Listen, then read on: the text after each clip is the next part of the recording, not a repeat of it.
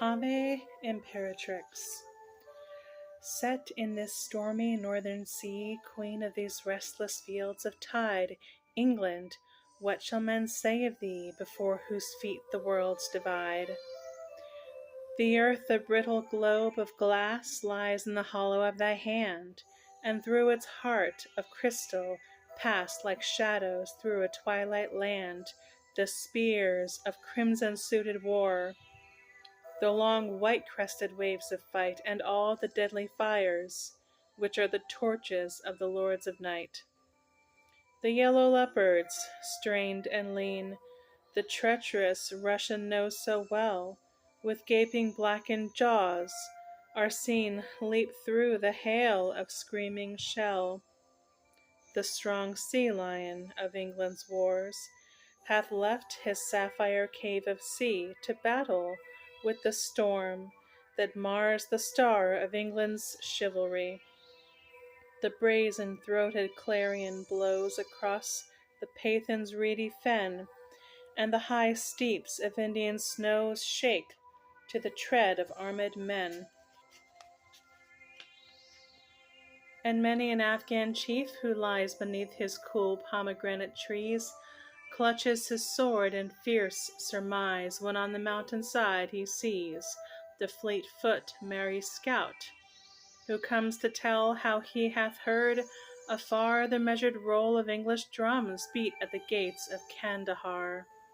For southern wind and east wind meet, where girt and crowned by sword and fire, England with bare and bloody feet climbs the steep road of wide empire.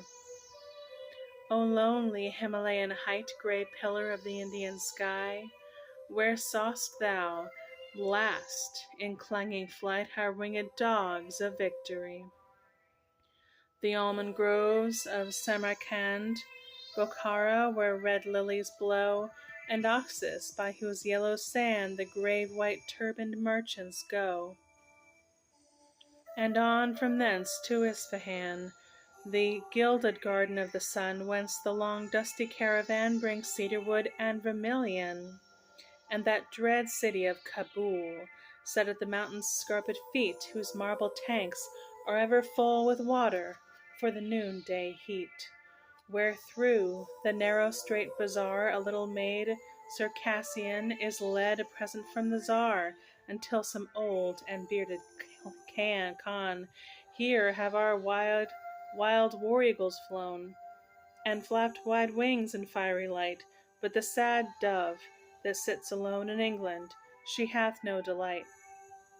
In vain the laughing girl will lean to greet her love with love-lit eyes. Down in some treacherous black ravine, clutching his flag, the dead boy lies, and many a moon with sun will see the lingering wistful children wait to climb upon their father's knee, and in each house made desolate, pale women who have lost their lord will kiss the relics of the slain, some tarnished epaulette, some sword, poor toys to soothe such anguished pain. For not in quiet English fields are these our brothers lain to rest, where we might deck their broken shields with all the flowers the dead love best. For some are by the Delhi walls, and many in the Afghan land, and many where the Ganges falls through 7 mouths of shifting sand.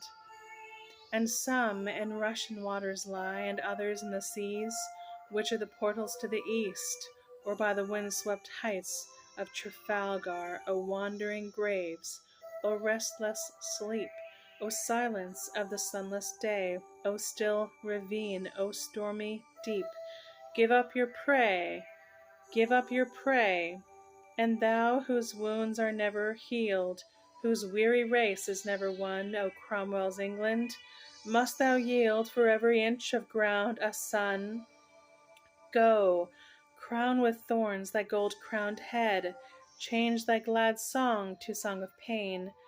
Wind and wild wave have got thy dead, and will not yield them back again. Wave and wild wind and foreign shore possess the flower of English land, lips that thy lips shall kiss no more, hands that shall never clasp thy hand. What profit now that we have bound the whole round world with nets of gold, if hidden in our heart is found the care that groweth never old? What profit that our galleys ride, pine forest like on every main? Ruin and wreck are at our side, grim warders of the house of pain. Where are the brave, the strong, the fleet? Where is our English chivalry?